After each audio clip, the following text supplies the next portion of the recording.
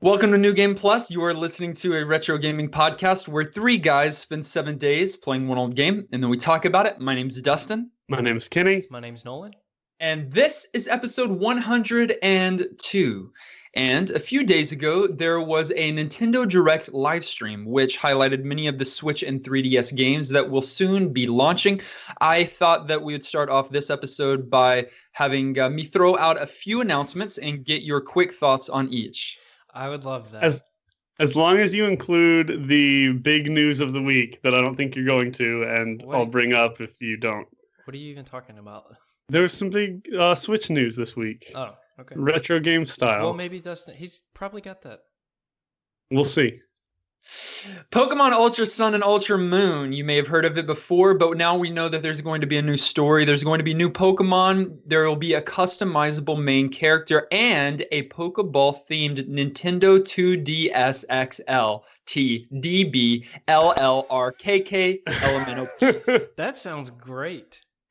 I want I hate when games tack on a billion letters. Nintendo's famous for that. They do that. Yeah, I know they do.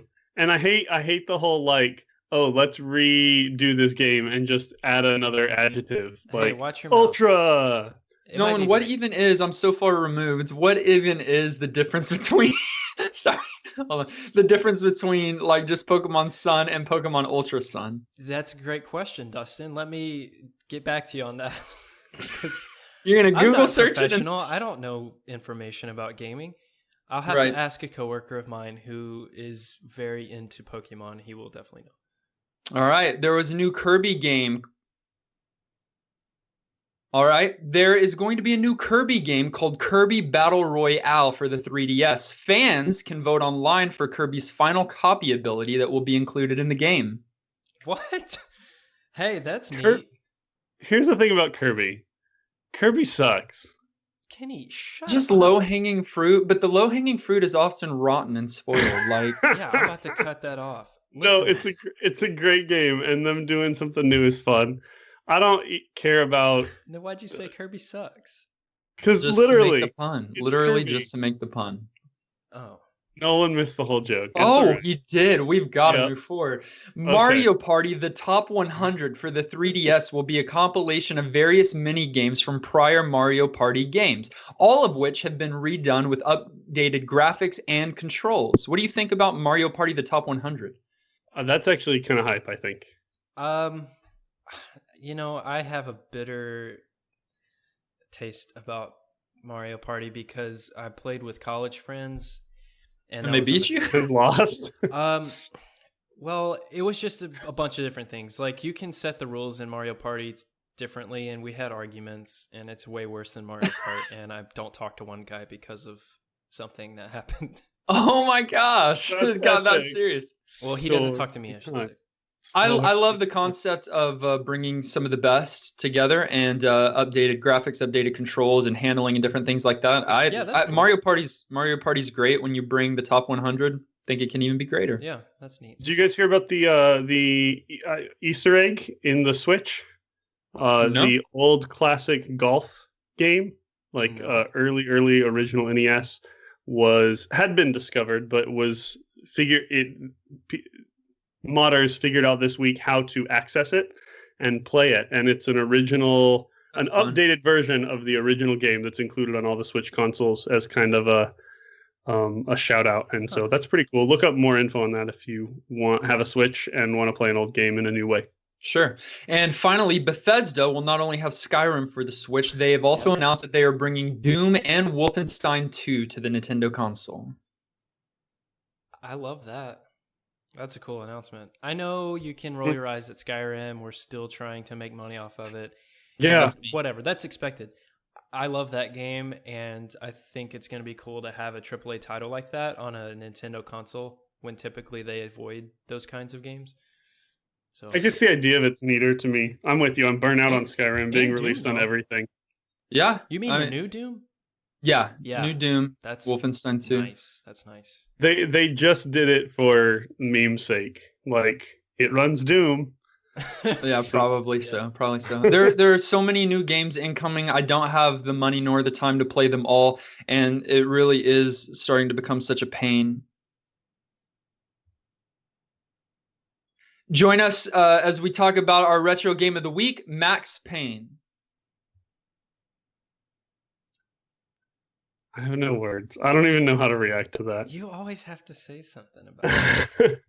He feels dirty Max if he Payne, doesn't. if you're not familiar, is a movie starring Mark Wahlberg. Please Oh, no. he didn't. Please no. He didn't get the memo. He thought we were doing a movie this week. Right. Yeah, I watched the movie. No, it's actually really funny. There was a movie based on the game that we played that apparently was terrible. I never watched, but Max Payne is a third-person shooter video game that was developed by Remedy Entertainment and Rockstar Studios, which is, we've played some Rockstar games before, so that's something you guys will be familiar with. It is aptly named as the series is about a guy named Max Payne, which if you have a last name like Payne and your mother names you Max, she's just asking for you to either be, I don't know, just a horrible, horrible life. In his case, that turned out by him ending up in a story as a New York City police detective who has everything bad happen to him. I won't spoil details, but his family gets murdered. Oh, dude! It's like opening sequence. That That's is fair opening game on sequence. spoilers. Yes. But it and is so probably good. he goes vigilante. What? It just doesn't matter. Talk, son. You just No. talk. Just powers through. I was going to say it is probably wise of us to maybe avoid heavy spoilers because the game is very story driven. Oh, absolutely. It's a totally story driven kind of game. And so But I think that's fair saying that at the beginning. It's the very start of the game, and that's kind of what sets the scene. That's how the story begins. Right. And so your character is, this disgruntled cop. The whole thing is, how would you guys describe the style here? Noir, sort of neo-noir. Yeah. Yeah, it's, and then we're getting around to it, but then the storytelling is told through graphic novel cutscenes, Yeah, I love the whole comic book graphic novel thing. And it's very, you've got one common musical theme throughout. It's dark, it's gritty. It's your typical noir kind of crime thriller with all the tropes. Right, yeah. More of a storytelling game than a shooter for shooter's sake, sure. But does some really, really fun things. We'll talk about, the big one obviously in gameplay, but the notable thing about this game that I think is worth picking up is it's the first game that I'm aware of that did the whole bullet time thing. The whole everything slows down and you still get to move at full speed and the graphics are cool and you get to shoot. And that was the big hype when this game came out, was everybody getting to run around and, kill thugs bullet time style. So, that's Max Payne. Did you guys play this game before this week? So I had, when Max Payne 3 was coming out, my wife and I were freshly married, looking for some story-driven games to play. Max Payne continually came up on our list. We wanted to play 3, so you know me, we started with Max Payne 1 and fell in love with Max Payne series. We played Max Payne 1, Max Payne 2, when Max Payne 3 released, purchased it, played that as well. We didn't like it as much because of how it's more of a modern game and it drifted from some of what Max Payne 1 and 2 was doing. But Max Payne 1 holds a special place in my heart, not only because it's an interesting and unique type game, but because it was one of the earliest video games that my wife and I got to play together. That's awesome. Kenny? That's fun. I watched the movie. Kenny, wait, for real? Quit referencing the movie. I'm sorry. It's so funny to me that this is backwards. We often have ripped on games that are games made based on movies. And so it's really interesting in this case for that to be flipped, for there to be a game and it to be so good that they're like, well, let's make a movie about it. Let's, call up Mark Wahlberg. Tomb Raider did the same thing, right? Yeah. Yeah. Yeah. So there's not many though. No, it tends to be the exceptional games, and I think more action-y kind of games tend to be more apt to that. Sure. But it's fun that it did, and no, I never played this game myself. Like many games, it's one that I was familiar with a little, had seen some playthrough back when it originally came out on PlayStation. or I guess it was the PlayStation 2 that it dropped on. And haven't thought about it since until this week. So it was fun getting to dive in. Nolan, what about you? I had heard of the game, and Dustin, you had told me about it. So like, you loved it, and I was like, well, I'll give it a try. But like, I just never got around to playing it, and was okay with that fact. Like, I never played it. So this was my very first experience. I didn't even know what the game was about. Yeah, at all. Well, now you do, and now we all know what the game was about and what the gameplay was like, which we'll talk about now. So it's Kenny, I think you painted a clear picture there in that it is primarily a storytelling game. And so you've got these storytelling elements that are scattered throughout the level. You take or cut away from your action-oriented kind of scenes to see this comic strip storytelling thing that delivers one panel at a time with voiceovers, sound effects, and the theme that's still going on in the background music and the whole thing. Yeah. And then it cuts back to your gameplay for you to do some more things, answer and until you find another phone ringing or you find a newspaper article or something like this, in which then it goes back to. So it's kind of this back and forth between a kind of a shootout session between you and various mobsters and this comic book storytelling device. Yeah. Yeah.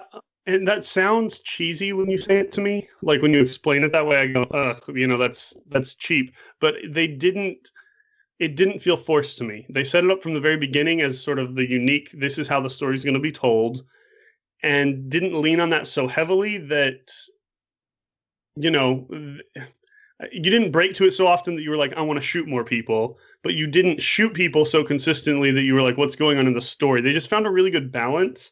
And I thought did a great job of even putting some story elements in terms of what was going on as you were running around gunning and seeing things and interacting with items, so that it didn't feel as like, here's story, here's gameplay, here's story. It really, as much as it was just two pieces, it meshed pretty well for me. Yeah. I want to share some of the first reactions I had when turning the game on. So I didn't do a first play this week, and I kind of wish I would have.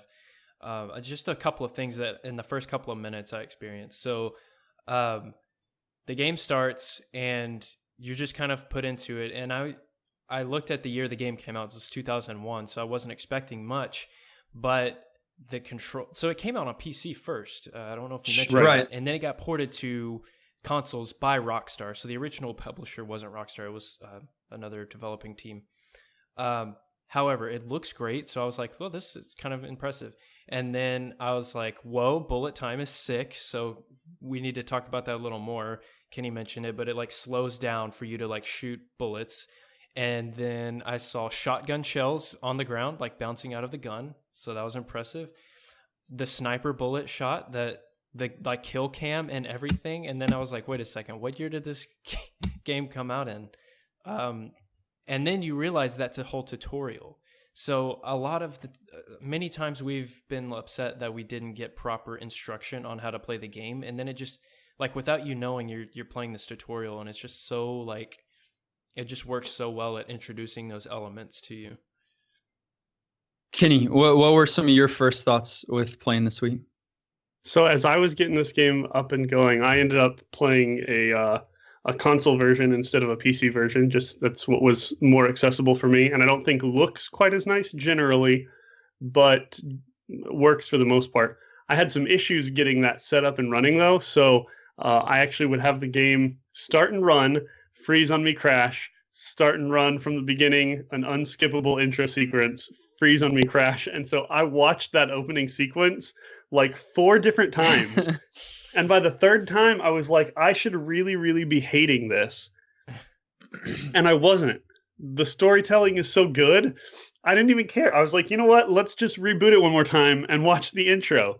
I'll just watch that all week and then have it memorized and quote it back to the guys, and that'll be my gameplay. It's just so good. They do a great job with the voiceovers and voice acting. The art is fun and fits the style. It gets dark, but without getting like brutally, pointlessly sadistic. And I don't know. the tone of how they set this up from the very beginning was classy to me, and even overdone before I got things up and running. On repeat, the game was still good. Dustin, do any of these things sound familiar to you back when you first played the game? They do. It's been a long time, and so since we played it for the first time, so I don't remember all of the feelings there, but I just remember it's a unique game. I don't know if y'all felt like here's another one of the things, and we can just keep naming unique things really for the entirety of the gameplay section, because that would lend us to the conversation. There's no stealth, and I don't know if y'all even noticed that, but you don't have stealth. You can crouch, but it's not like you lock onto a chair or a table. And the cool thing is, like, there's no even walk, I don't think, function, like where you can slow down. So you're like doing one run speed the whole time. And so there's no like creeping around. There's no coming up on someone really unawares. Pretty much as soon as you're in line of sight, they turn on you and start firing. And so that's different than a lot of modern games. And so when I first started playing this time, I thought I was trying to stealth just because I'm so used to that now, and I really, really enjoy the stealth mechanic. Right. But I found out after that initial feeling, I didn't miss it. Like it was fine in this game not to have stealth because of just the way that the shooting system was set up. Yeah, and bullet time kind of fixes that. It really does. If normally like situational awareness or approaching something creatively is your answer to, a really difficult guy or a big mob of people that you don't think you can handle, in this time, you see that you're going to be outgunned and you just go into bullet time and start shooting like crazy, and you automatically just feel awesome. Which we should probably explain bullet time just a little bit. You know bullet time if you've watched The Matrix or other things that have made it kind of more popular. But Max Payne was one of the early adopters here with what bullet time is, in which you could see the literal streaks of the bullets in this pretty terrible 3D rendered realm.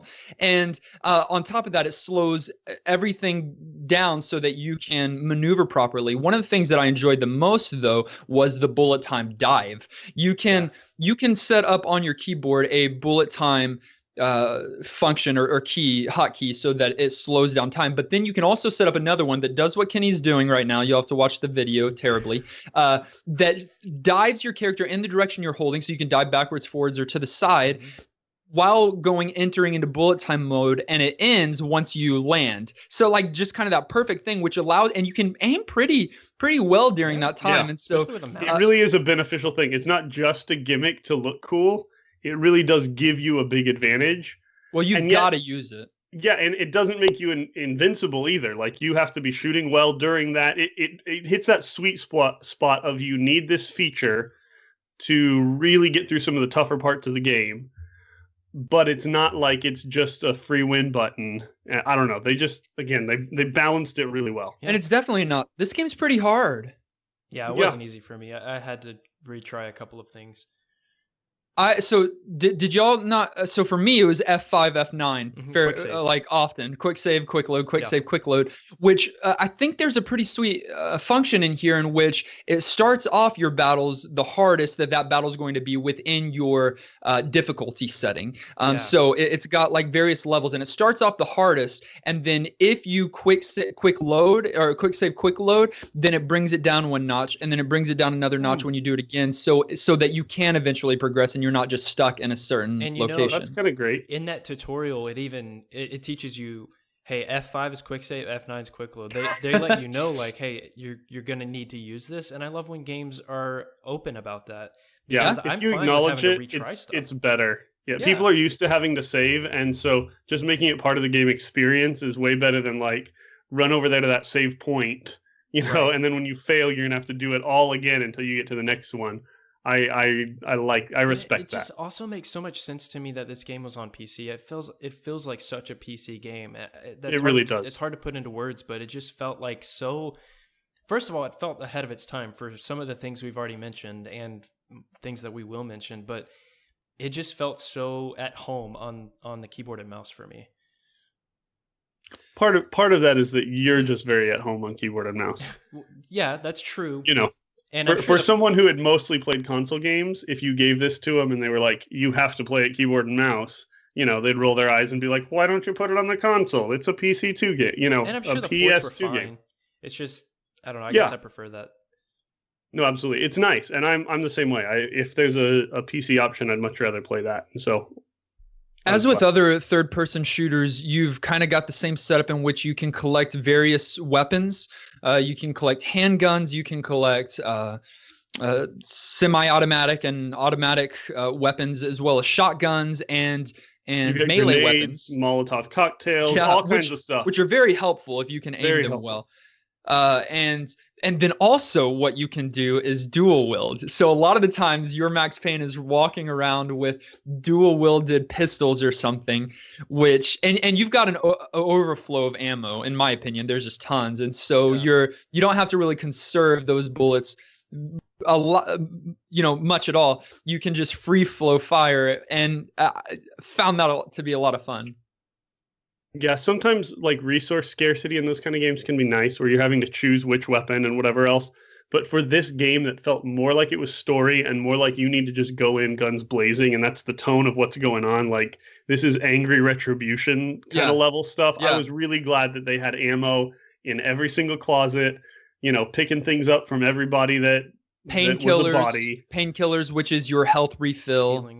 They were pretty generous, and you needed those things in some areas because it isn't the easiest game ever. But I was glad they took that approach to difficulty instead of like, here's so many bullets and you have to get through this many enemies with them, and that's the challenge. Well, so I liked how they approached it. Yeah, and I think maybe playing Dark Souls has made me realize that I actually like that lack of just caring about the player and making you like just challenging you and making you like struggle. I actually find that an appealing aspect of a gameplay. So that's completely opposite here. It gives you so much resources, but I think that was intentional because they were wanting you to focus on the story, because that's the point of the game, and progressing in the story. And so on that story, one of the things that I loved was that it starts so strong. So you get to see that cutscene, and then it goes to a flashback, and you get to play the flashback of Max Payne experiencing him coming home, realizing that something's wrong, and then like that just starts the game so strong for me. I love that. Well, yeah, which puts you into his head, like when it's not only you watching it but you being unable to stop it, right then that puts a whole new level of realism, and where you are Max Payne and you're angry. Yeah, and it makes the whole vigilante thing that much more believable. I mean, they always usually give you a justification in those cases because otherwise it would just feel evil. Well, but yeah, it makes it personal, and you get to be the person experiencing that personal angst, and so immediately you got ownership of his story. And to me, that crime like noir thing seems overdone at first. When I first heard what the game was going to be about, I was a little hesitant, but then it just works so well the way they tell it through the comic panels, through the graphic novel panels, and it's even written like a crime novel would be written, like. Yeah, I can't even give you an example, but it's got some of those somewhat cheesy poetic lines that he says, or thoughts that he thinks. Yeah, and it works. And I mean, this whole story, right? So you do have the family thing that it sets up, and that's kind of what has set this undertone of Max Payne's rage. But it's not the current narrative, at least at first. Like, that thing crops back up all throughout the story. Right. But at the beginning, you're set up for a crime that you did not commit, which kind of turns you as a vigilante against all the mafia, everybody, all the mobs, all the enemies, as well as the police are coming after you, but you're trying to stay away from them because you are one of them and you are a quote unquote good guy. Right. But it's you going after these mafia bosses and all of their families until the story begins to open up and you get a partner, and goodness, it continues to unfold with this drug that's being circulated throughout the community. Valkyr, V, and it's a dangerous drug. Drugs, one hell of a drug. So don't do Valkyr. Do drugs. Yeah, don't do Valkyr. Don't do Valkyr. Do drugs. Don't do Valkyr. Yeah, just not that one. Crack's good. Is that the message of the podcast? Yes. No, I think that was the message of Max Payne. Oh, yeah, okay. The movie got probably it wrong. Pretty accurate. The movie got it wrong. All right, let's move into aged. So I mentioned some of those wow moments for me right out the gate, and I think that is really representative of how I think the game aged, at least, because yes, some of these graphics we can laugh at them now, Sure. but that happens a lot, and I don't think it's something. I don't think we should focus so much on that as being such a limiting factor. Like, No. they did use some actor to be Max Payne. Like, if you look at his face on the like main menu, it looks like the real person. And at the time, they were using that face mapping graphics that they use for like GoldenEye and stuff like Yeah, that. But this is yeah. an improved version. This is not as bad Right. as GoldenEye on Honestly, character models compared- or face. Yeah, in my mind, compared to other games of around the same time, and again, in retrospect, it's hard to actually really go apples to apples, but I felt like this was better than similar games could have been. Well, Yeah. it's just it's like a really well rendered face of this actor. It looks like him, but he's stuck in the same face. He's just got that Right. smirk the whole So, game. so it's off-putting for sure. And today it's going to feel aged. But Kenny, I agree with you that probably at this time, very impressive. And considering some of the other games that came out around this time, you can even look back retrospectively and say that, hey, this is not that bad. It's distracting at times, but it's not immersion breaking by any means. I think There was also sometimes the fact that it was third person kind of threw me. That's more a choice that you're going to make and always run into things, but you run into this whole cameras thing, and how do you look into a room before going into it? And the only really way is like to stand by a wall and like peek around, and that always feels like cheesy and fake to me. I love that. I don't know, maybe I have a general preference for shooters being first person just because of the immersion, and I don't mind third person, but I think there's areas that can be a little bit of a distraction, but not enough so in this game that it bothered me. There were moments that I kind of rolled my eyes, but for the most part, I was like, okay, I get it. You know, I'm there. I think in 01, these graphics to the masses were like, wow, like showing the potential of what these next gen consoles were going to be. And I think at the time people were probably freaking out. Just my guess. Like I remember there being a lot of hype around this game. Yeah. So, you know, it is funny now, but like I understand and know that this game maybe even had a hand in showing and proving what newer games were going to be capable of. So that was great. One thing that I think aged awesome is the sound design. So absolutely, you're going through this alley, and in the background, in the distance, that doesn't have anything to do with what you're doing, you hear police sirens going, and it just adds to that tone of the story, and just that adds immersion to me. So executed sound design. Well, and that along with, we've mentioned it a couple times, but that theme song is amazing, first of all. And then it's played. I like that they didn't try to do so much, like having a complete score. They had this one song that fit the bill perfectly, and then they would bring it back. Sometimes it'd be low, you wouldn't even notice it. Sometimes it'd be right there at the forefront.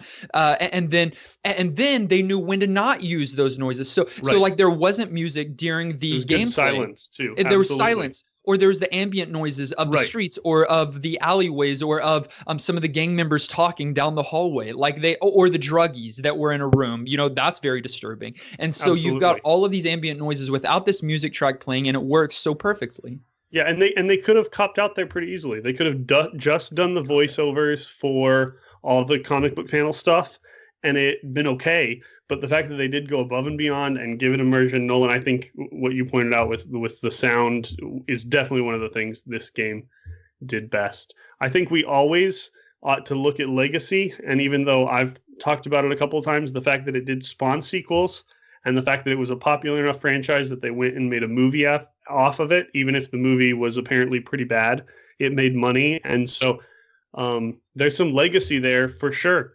Well, we don't have to mention the movie one more time, Kenny, but because that's so separate from this. But Max Payne did spawn Max Payne 2, the fall of Max Payne, which in my opinion, guys, even better. They took it's one of those, Kenny, yes, it goes through that they took and perfected. And it's a work of art. Max Payne 3 is good for what it is, but it's a modern game. It's on PS3, PC, Xbox 360, I believe, and it's more modern. And so they take the that charm and doesn't move forward as well. yeah, that charm is different. It's still a really like it's a good first or third person shooter game and all of that, but it's just a different feel altogether. But an incredible series that had an incredible life and left an incredible legacy. Which comes to the part in our podcast where we determine whether or not this game gets our vote for New Game Plus status, which is our general thumbs up or thumbs down. Do we give this game our vote? It's 2/3 to swing one way or another. It requires the majority of our votes. Kenny, let's start with you. So there's no good way to vocally do bullet time, or else I'd quickly get to the point and slow myself down, because that was a cool feature and this was a cool game.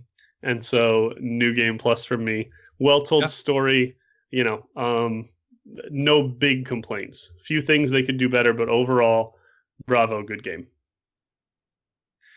I agree, but I would just say that I truly think this game is one of those close to masterpieces for me. I do not think it's perfect. Please don't misunderstand me.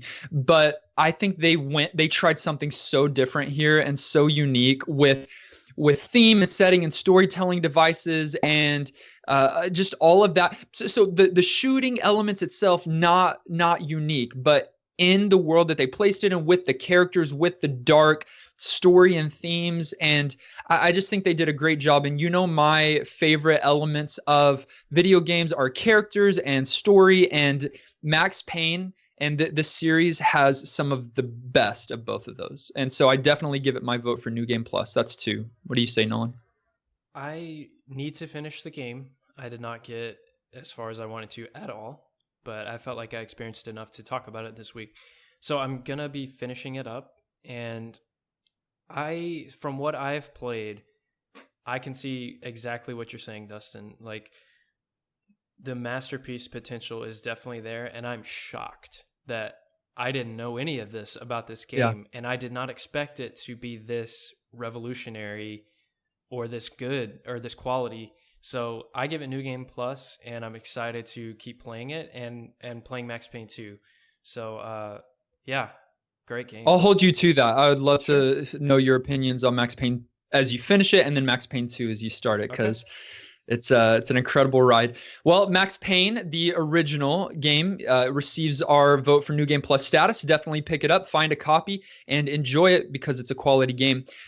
We had a few thoughts from our loyal viewers this week. Philip wrote in and said, I just beat this game in the last 2 days for the very first time. I haven't played it since I was 11 or 12 years old. I never got further than the first few chapters when I was younger, and I just found out why. This is one of the hardest games I've ever played. I'm not a noob to playing games. I've been playing them since the Atari 2600. Still, this is in the top 5 hardest I've ever played, next to Halo 2 on Legendary Solo. A hard game, but it's a good game. It will surely get NGP's vote for New Game Plus, and it gets mine. Nice. I think that playing it again, like certain games, if you were stuck on them when you were younger, I think it's always a good idea to maybe revisit it at least one more time later in life, just to see how your gaming muscles have grown. Yeah. And this one, I think if you persevere, you could really get the enjoyment out of the game that is definitely hidden in there.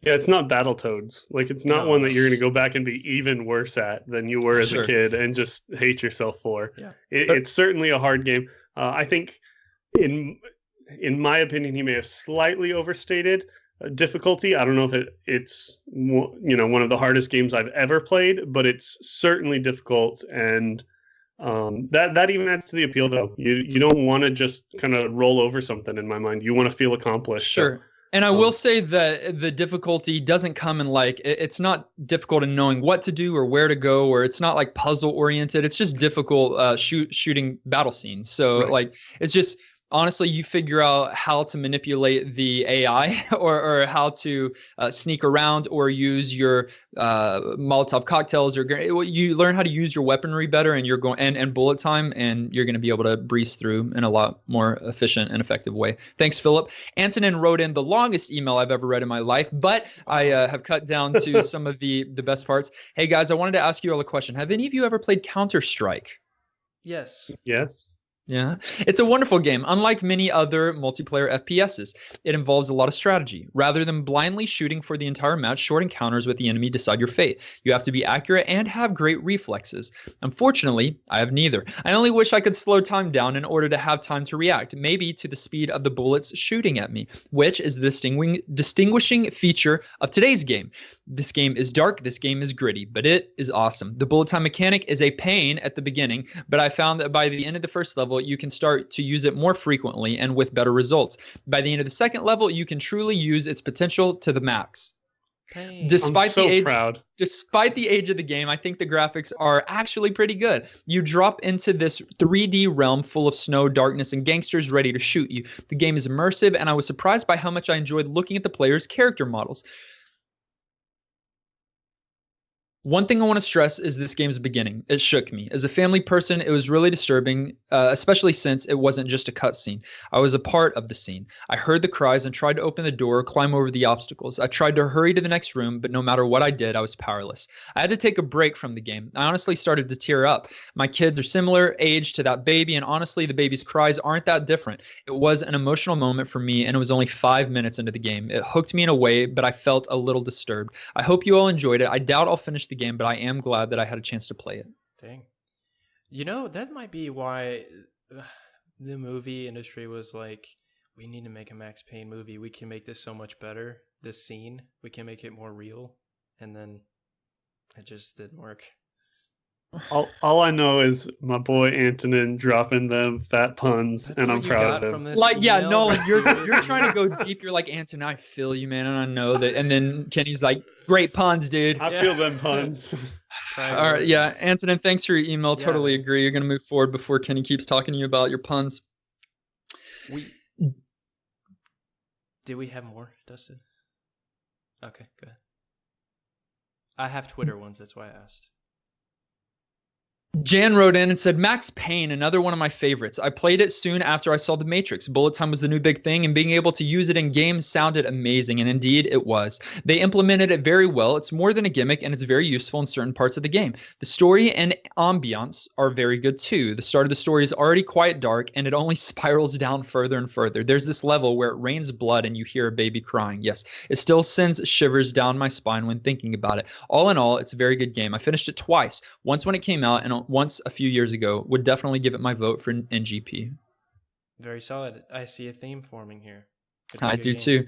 We've got one last email from a special viewer named Kara. This was our second time to play Max Payne. I think it deserves New Game Plus status for the story, the characters, the music, and the film noir vibes.